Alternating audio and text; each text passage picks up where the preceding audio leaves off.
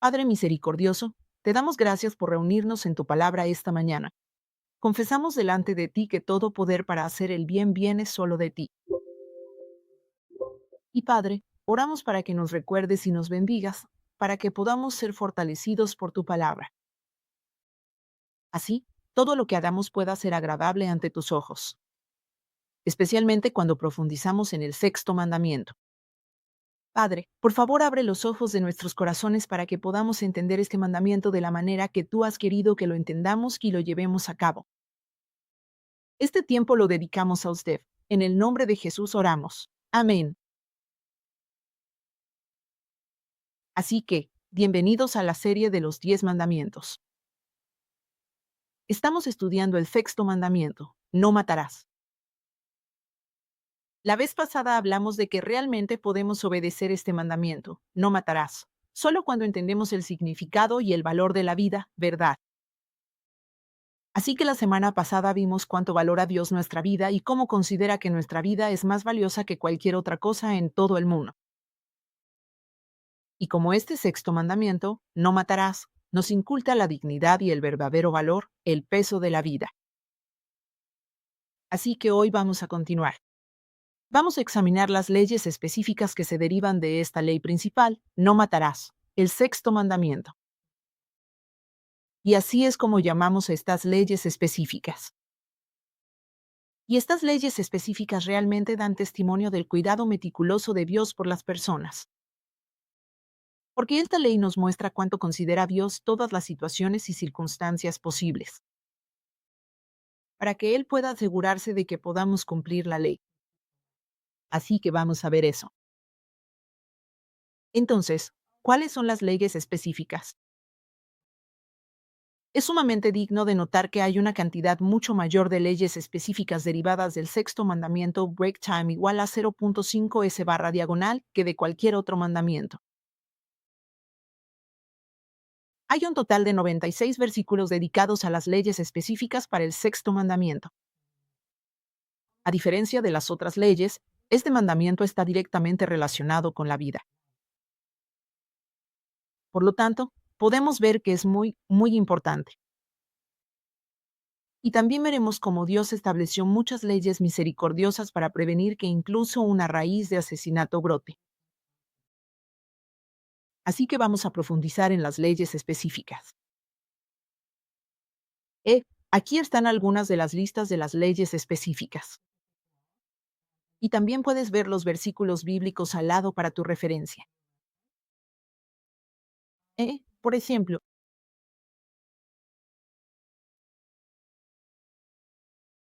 Dios nos ordena proteger la vida inocente designando ciudades de refugio. Así que en caso de que cometas un asesinato sin intención, para proteger incluso la vida de esa persona, Dios designó ciudades de refugio. Y esto cae bajo el sexto mandamiento, no matarás. ¿Ok? Así que incluso si él tiene la culpa, Dios protege su vida. También, en segundo lugar, Dios dice que no muevas la marca de linderos de tu vecino. La marca de linderos aquí. ¿Qué es esta marca de linderos? La marca de linderos era un pilar de piedra. Se colocaba para marcar los límites de una propiedad individual o región o entre países. Aún así, mover esta piedra era un gran delito, porque era robar la propiedad de otra persona. Así que esta ley en Deuteronomio capítulo 27, versículo 17, también dice, maldito el que mueva el lindero de su prójimo. ¿Ok? Entonces esta regulación prohibía el robo de la propiedad que una persona necesita para sostener su vida. Son nuestras posesiones, nuestras propiedades para mantenernos vivos. Dios lo valoraba y lo consideraba muy importante. Así que si alguien le quita esa parte a otra persona, eso es equivalente a cometer asesinato. Tercero, Dios dice que debemos quitar cualquier peligro del camino de nuestro prójimo. Eso está en Deuteronomio capítulo 22, versículo 8. Esto realmente muestra una consideración profunda por los vecinos. Dios manda que, cuando construyamos una casa nueva, tenemos que ser muy considerados con nuestros vecinos. Así que dice que tienes que poner una baranda en el techo, para que no traigas culpa de sangre sobre tu casa si alguien se cae de ella. Así que asegúrate de construir una casa muy sólida y muy segura para que la gente no se meta en problemas ni se lastime. ¿Qué es una baranda? Es como, ya sabes, en la parte de arriba del techo o de un edificio alto. La parte que protege así para que no te caigas. Eso es una baranda. Y por eso advierte que debemos hacer esto para no traer culpa de sangre sobre tu casa si alguien se cae de ella. Y así podemos ver esta ley de amor que anima a las personas a valorar la vida de su prójimo con una consideración muy meticulosa. Así que antes de venir a estudiar la sexta ley, no matarás, ¿sabes? Yo pensaba que era una ley muy seria. Pero a medida que profundizamos en la ley, podemos ver cómo brota el amor, la consideración y el cuidado mutuo. Así que realmente podemos ver que este mandamiento de Dios proviene del amor, que es Dios mismo. A continuación, esta es la parte en la que quiero profundizar un poco más. Él dice que tenemos que hacer buenas obras, pero debemos realizarlas activamente por nuestros prójimos. Esto está en Éxodo capítulo 23 y también en Deuteronomio capítulo 22. Así que retomaremos eso en un momento. Y también la quinta, no dañes la naturaleza. Dañar la naturaleza también entra en el sexto mandamiento, no matarás. Vamos a profundizar en la cuarta parte. Realiza activamente buenas obras por los vecinos. Así que en Deuteronomio capítulo 22, versículos 1 al 2, dice esto: no verás el buey ni la oveja de tu compatriota extraviados y no les prestarás atención. Sin falta se los devolverás a tu compatriota, así que si ves que alguien perdió algo, debemos devolvérselo a su dueño. Y el versículo 2 dice, si tu compatriota no está cerca de ti o si no lo conoces. Entonces deberás llevarlo a tu casa y se quedará contigo hasta que tu compatriota lo busque. Entonces se lo devolverás. Así que Dios mandó al pueblo a devolver el buey, la oveja o cualquier posesión de un vecino a su dueño. Si ven que se ha extraviado, no deben actuar como si no lo hubieran visto, ¿de acuerdo? Este mandato ordena a las personas compartir activamente la responsabilidad de buscar la posesión perdida de un vecino hasta que se encuentre, no solo la mía, sino la de alguien más. Pero pensemos en esto, ¿Dios solo se refiere a nuestras posesiones físicas? Podría ser un corazón perdido, podría ser una identidad perdida, podría ser la fe perdida, ¿verdad? Porque la semana pasada vimos que la definición de vida incluye todo, incluso el asiento de nuestras emociones. Así que Dios da instrucciones muy detalladas para casos muy diferentes en esto. Ordena leyes específicas, incluso cuando el dueño es desconocido. Así que, ya sabes, a veces nos pasa que encontramos, no sé, $5 y decimos, no sé de quién son. Eso es. Entonces, el que lo encuentra se lo queda, ¿verdad? El que lo encuentra es el que se lo queda. Siempre pensamos así. Pero en los 10 mandamientos, Dios dice que, aunque no sepas quién es el dueño, debes devolverlo. Guárdalo hasta que puedas devolvérselo al dueño. Así que vamos a analizar esto un poco más. Me sorprendí y me asombré mucho cuando vi esto, lo profundo que Dios llega en este tema. Haz buenas acciones activamente por tus vecinos.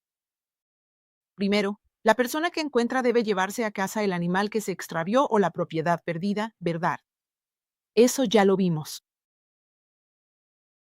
Y dice que quien lo encuentra debe mantenerlo seguro, hasta que el dueño lo busque. Eso lo vimos antes en Deuteronomio 22, versículo 2. Y no solo eso, quien lo encuentra debe devolvérselo al dueño. Y esta es la parte importante. Esta ley aplica a todo lo que un vecino haya perdido, incluyendo un buey, una oveja, un burro o una prenda de vestir. No solo a los vecinos conocidos, sino también a la propiedad de extraños, vecinos lejanos. Incluso a la de enemigos y personas con quienes hay relaciones hostiles. Y el reverendo Evan Park afirmó esto en el séptimo libro, en relación con los 10 mandamientos. Él dice que estas instrucciones no toman en cuenta la opinión ni la situación de quien lo encuentra. Así que la ley no se preocupa por la situación en la que yo esté, si encontré la posesión de mi vecino o lo que sea. Dios está completamente enfocado en la persona que lo perdió. Podría ser el huérfano, podría ser la viuda. Nuestro Dios está completamente enfocado en esa persona. Solo explica en detalle la situación particular y la condición de los vecinos que han perdido sus propiedades. Esta ley no puede ser realmente entendida ni practicada sin ponernos en el lugar del prójimo. De hecho, ninguna otra ley expresa mejor la esencia del mandato de amar al prójimo como a uno mismo. Esta sexta ley, ¿sabes? Esta ley es completamente diferente de otras leyes que distinguen los límites de propiedad entre una persona y su vecino, ¿verdad? Por ejemplo, el resto de los otros 10 mandamientos dice, no codiciarás, no robarás. Estas leyes específicas son diferentes de esas. ¿Por qué? Porque esta ley no tiene igual en misericordia y bondad. Así que estás poniendo a los vecinos primero antes que a ti mismo. Entonces, Dios nos manda, a su pueblo, a proteger voluntariamente a un vecino y su propiedad como si fuera propia, y compartir la responsabilidad por ella. Y al participar en este mensaje, podemos ver que nuestro Padre Dios realmente está elevando nuestra fe al nivel de su propia naturaleza divina. Y sabes, estas palabras son muy profundas. No es algo que sea más fácil decirlo que hacerlo, ¿verdad? Pero de verdad oro, y espero que estés orando conmigo en este momento. Estos buenos poderes no vienen de nosotros, y realmente tenemos que aferrarnos al Padre. Que estas palabras sean entendidas en nuestros corazones, para que estas mismas palabras se vuelvan vivas y activas en nuestros corazones para realizar todas las buenas obras. Sigamos el resto del mensaje en oración. Está bien. Entonces, actúa activamente haciendo buenas obras para los vecinos. Así que toda esta ley específica respecto a esta parte se puede resumir en esto. No se te permite descuidarlos. Y esto era tan importante que Dios lo repitió 3 veces en Deuteronomio capítulo 22, versículo 1, versículo 3 y versículo 4. No es simplemente una advertencia, sino un mandato muy serio. Dios exige que su pueblo practique el amor perfecto, incluso hacia sus enemigos y hacia aquellos que los odian o que están en una relación hostil en este momento. Por eso, Dios ordena que no se te permite descuidarlos. Desde la perspectiva de las leyes seculares, una persona es inocente siempre y cuando no le haga daño a nadie más, ¿verdad? Eso es lo que dice nuestra ley mundana. Por eso hoy en día es común que la gente finja no ver cuando alguien ha perdido dinero, una pertenencia o está pasando por una dificultad. ¿Sabes? Eso también lo vemos en la sociedad coreana. Podemos simplemente pasar de largo. Sin embargo, la esencia de las leyes de Dios es el amor al prójimo, y no practicar activamente ese amor o la bondad se considera un pecado.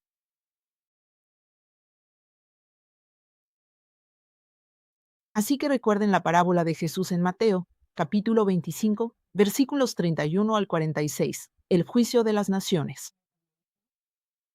Debemos recordar esta parábola, porque, las personas que están del lado izquierdo, las cabras aquí,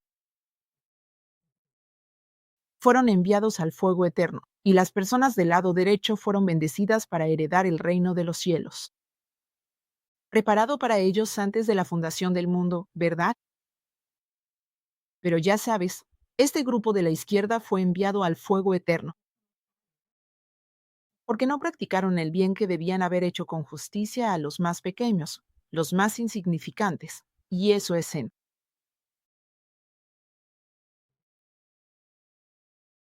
En nuestra sociedad actual, hay personas enfrentando dificultades en todas partes. Nuestro mundo está lleno de ilegalidad, y el amor se ha enfriado, como dice Mateo capítulo 24, versículo 12. Y esto no solo se trata, ya sabes, de pasar el resto de tu vida haciendo trabajo de caridad. Nuestra iglesia, nuestro ministerio es muy, muy único y especial. Ha sido impulsado por el Padre Dios viviente para alimentar a la gente con alimento espiritual, porque ahora es un tiempo espiritual de hambre. Y muchas personas tienen sed y hambre de la verdadera palabra, la palabra profunda de Dios, la palabra viva y activa de Dios.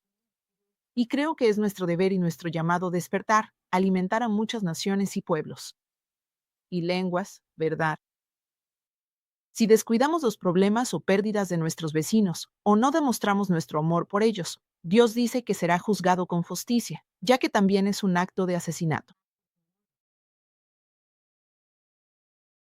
Así que en el Salmo 146, versículo 7, leamos esto juntos. Esto habla de la naturaleza de nuestro Dios. Y creo que esto da testimonio del ministerio de nuestro Padre Dios, el cual él sigue realizando hasta el día de hoy sin descanso, y por lo tanto, también es nuestro ministerio. Salmo 146, versículo 7.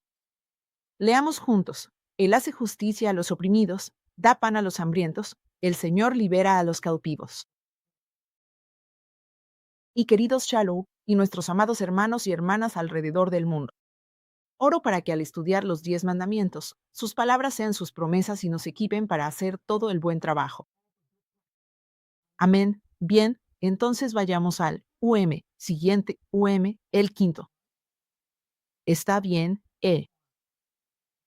no dañes la naturaleza. Esa fue una parte bastante interesante aquí. No dañes la naturaleza. Así que, bajo las leyes específicas para el sexto mandamiento, no matarás. Dios incluye las leyes específicas de no dañar la naturaleza.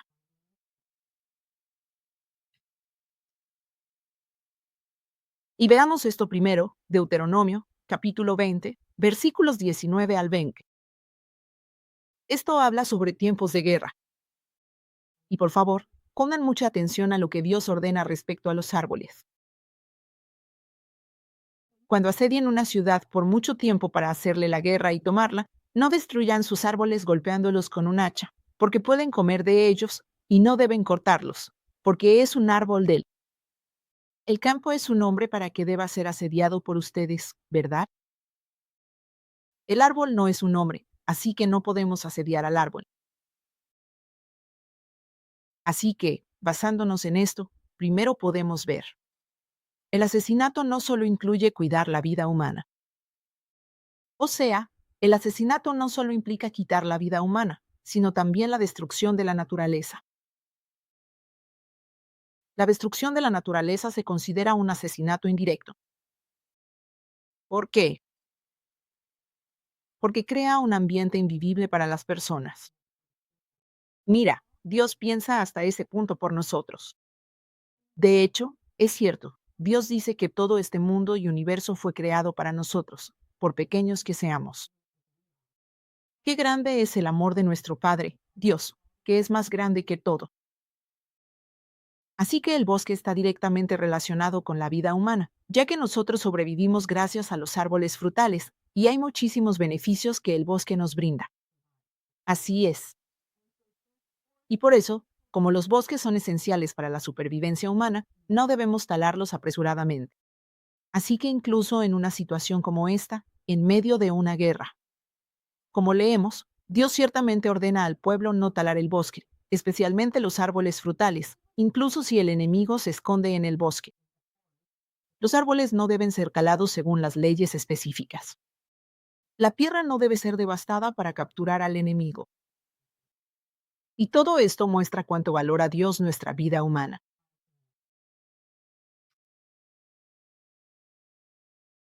Así que esta es la segunda parte, versículo 20.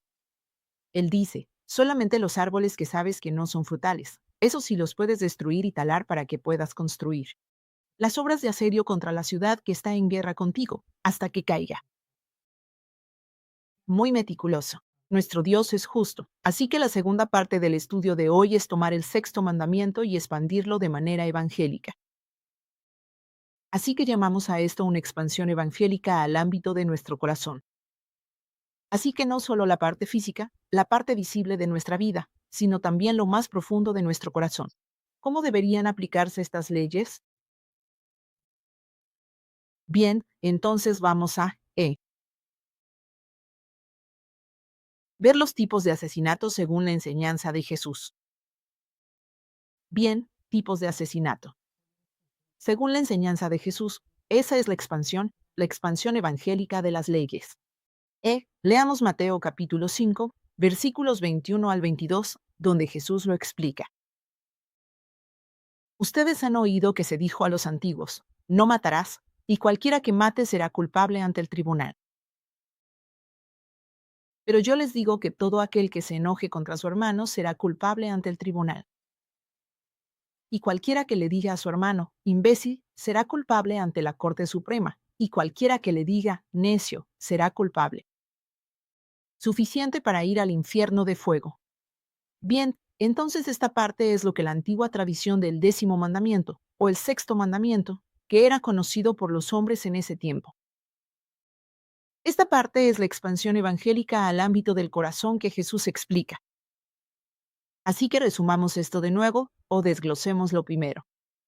Estar enojado, ¿verdad? Si estás enojado, eso es lo mismo que cometer asesinato, así que estar enojado con tu hermano. En griego, enojado es orgizo, ¿ok? Y se define como ira continua con malicia e intención de hacer daño. Este enojo también significa odiar a otros y hacer que se sientan agraviados. Y cuando hacemos esto, es lo mismo que el pecado de derramar la sangre de una persona. Así que esto es desde la perspectiva de Dios.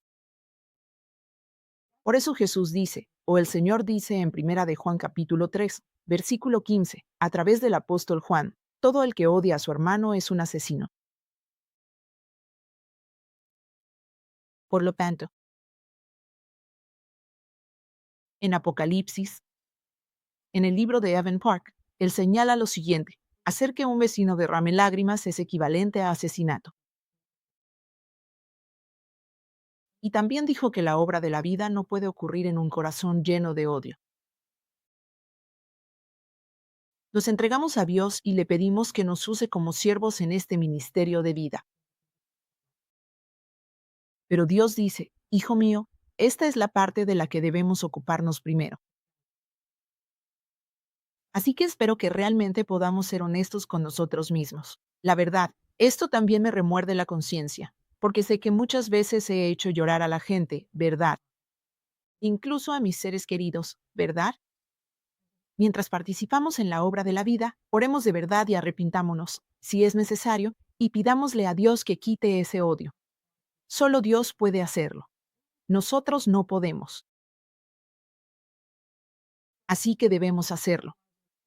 Por eso hay una frase famosa en Efesios capítulo 4, versículo 26. No debemos dejar que el sol se ponga estando aún enojados.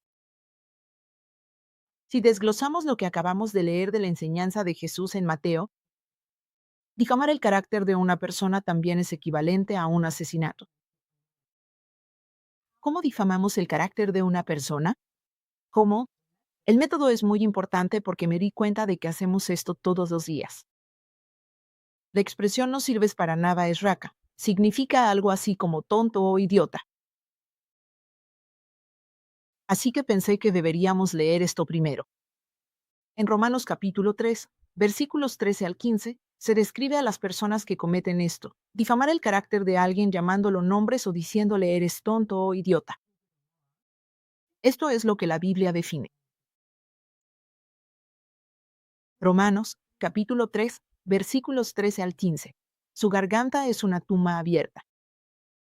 Con su lengua siguen engañando. Veneno de víboras hay bajo sus labios. Versículo 14. Su boca está llena de maldición y amargura. ¿Ves las partes del cuerpo que aparecen aquí? ¿Cómo cometemos este asesinato? ¿Cómo difamamos el carácter de una persona?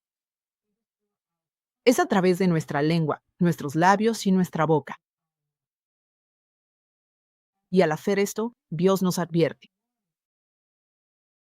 Él concluye esto y lo describe así. Sus pies son veloces para derramar sangre.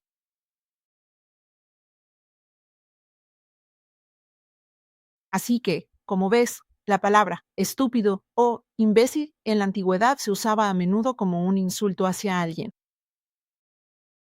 y Jesús designa este uso como asesinato. Y creo que realmente debemos recordar esto. Por eso, el reverendo Evan Park también escribió en el libro. Él dice, insultar a alguien es el acto de matar con palabras. Por eso la lengua es como el infierno, ¿verdad?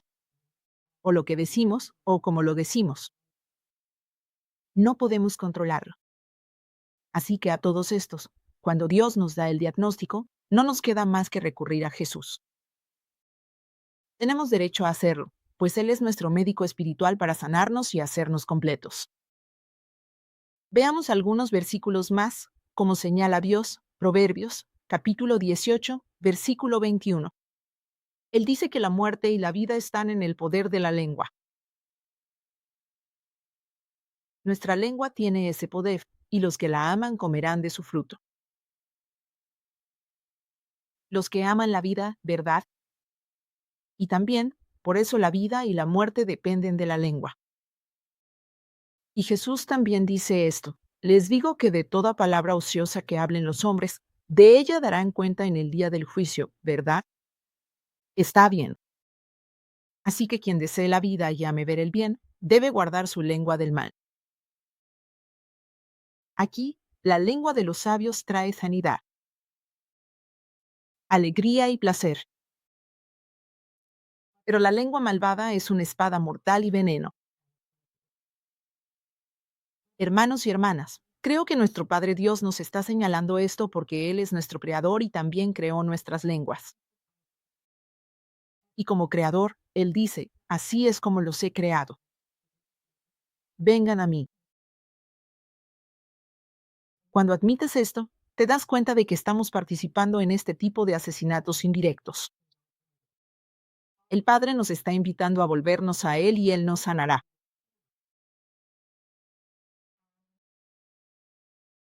Así que leamos un versículo más. El hombre malvado queda atrapado por la transgresión de sus labios. Así que nuestros labios nos tienden trampas, pero los justos se escaparán del problema. ¿Quién es el justo? ¿El que se aferra a Jesucristo? ¿Ok? ¿El que cree en la sangre de Jesucristo? Así que nuestra relación se arregla con Dios solo por la obra de Jesús. Esa es la definición de justo. Usemos el poder y la bendición que ya hemos recibido y pidámosle a Él. Así como el profeta de los días antiguos le pidió a Dios que ungiera nuestros labios poniendo tu carbón y purificando mis labios. Espero que esa sea nuestra oración hoy. Además, siento que debemos desglosar un paso más de Mateo mientras leemos la enseñanza de Jesús. Sentarse en el lugar de Dios para condenar a otros también es equivalente a cometer asesinato. Cuando en el versículo anterior Jesús dijo, necio, ¿verdad? Cuando llamas necio a tu hermano, la palabra necio es moros en griego. En realidad significa, necio en los tiempos antiguos era alguien sin fe o incrédulo. Así que esta palabra en realidad se refiere a personas que niegan a Dios, que no conocen a Dios. Y cuando Jesús dice, cuando llamamos a alguien necio, o cuando le decimos a alguien, oh, eres tan incrédulo o sin fe, estamos juzgando la fe de las personas. Pero aquí, Jesús está señalando que no podemos juzgar la fe de otras personas porque eso no está dentro de nuestra jurisdicción, sino que está en la jurisdicción de Dios. Así que Jesús declaró que las personas que se sientan en el lugar de Dios para condenar a otros son iguales que los asesinos. Y juzgar la fe de otras personas es algo que realmente no deberíamos hacer. Por lo tanto, condenar a otros desde el lugar de Dios podría considerarse el pecado de un asesino. Y finalmente, vamos a la segunda parte, de acuerdo, y la expansión evangélica del sexto mandamiento: no matarás. ¿Cómo podemos prevenir un asesinato? Así que, las formas de prevenir un asesinato son las siguientes. Primero, tenemos que buscar el bien de los demás. Bien, segundo, debemos ser lentos para enojarnos. Tercero, primero debemos hacer las paces con nuestros hermanos y reconciliarnos rápidamente. Esta es la fórmula. Y oro para que cada saga viva de esta manera. Y si encontramos a alguien que está luchando con esto, animémoslo y motivémoslo.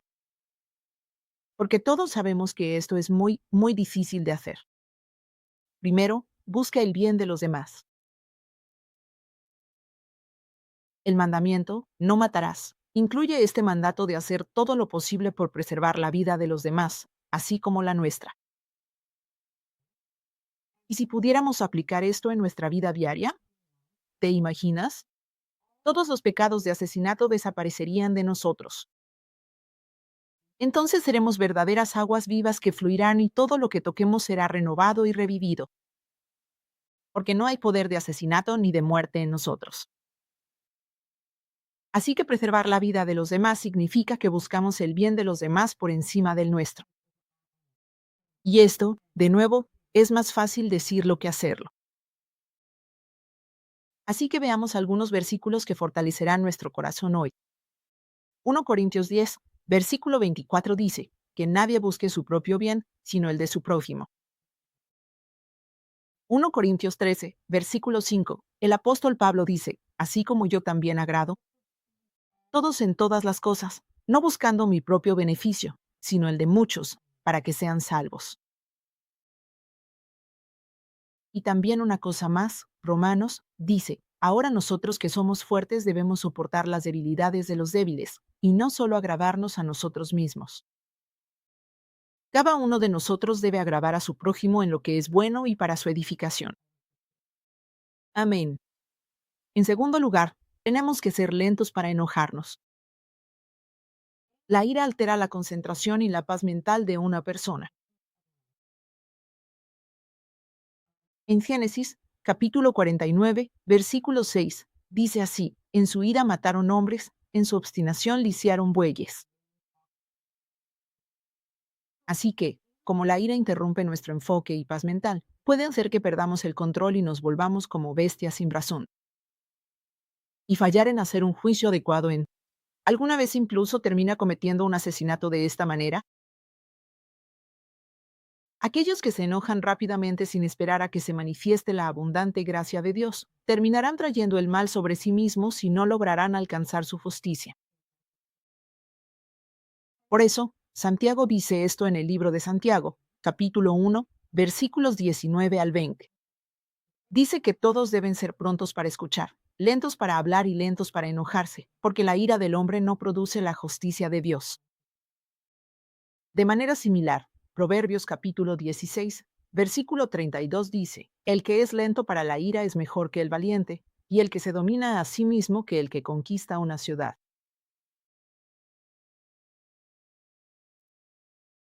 Y además, la ira le da al diablo una gran oportunidad para colarse.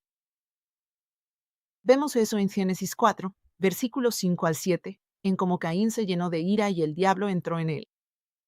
Terminó matando a Abel, su hermano, ¿verdad? Y también vimos el caso de Moisés.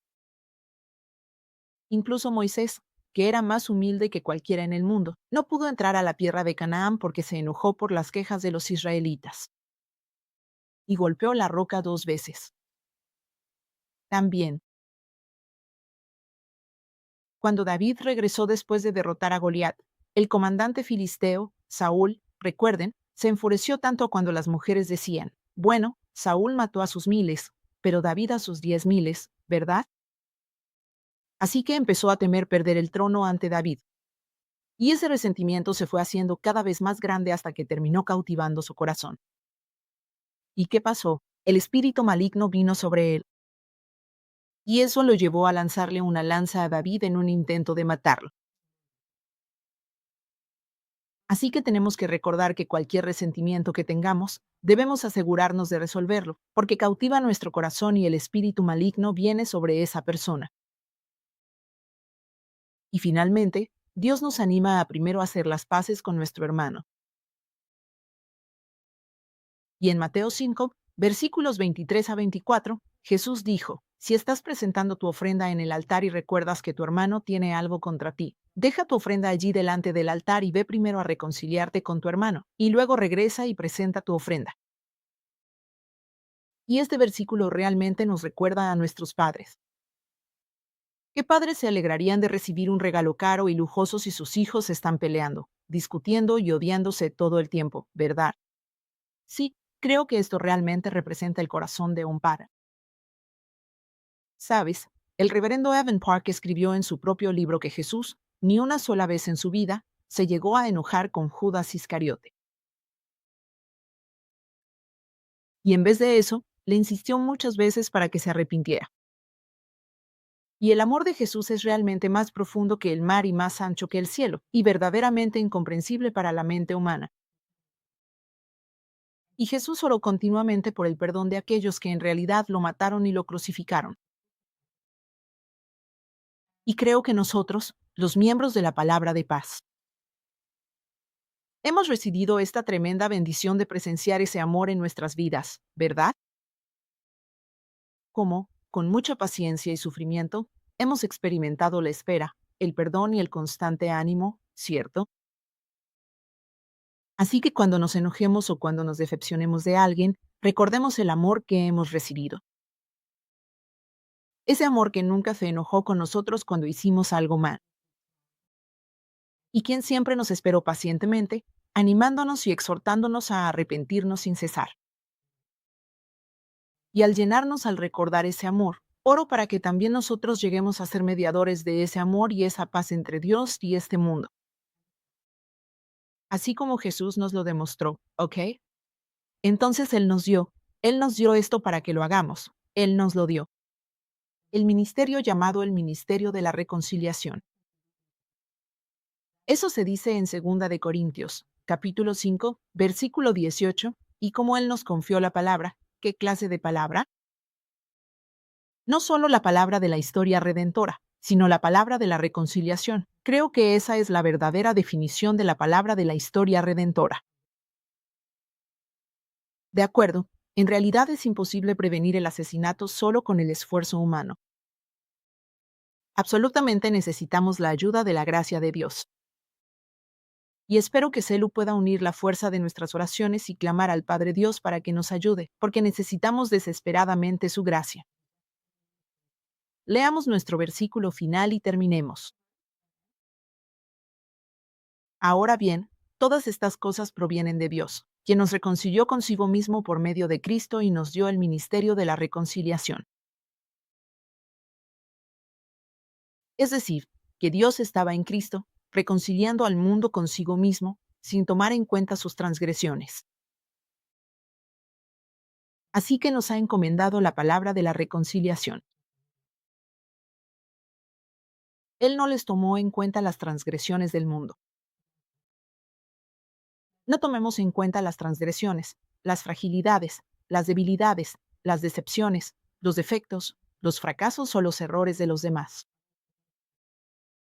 Recordemos el amor que hemos recibido y recordemos que tenemos el ministerio de la reconciliación, el ministerio de la verdadera historia redentora. Amén. Oremos.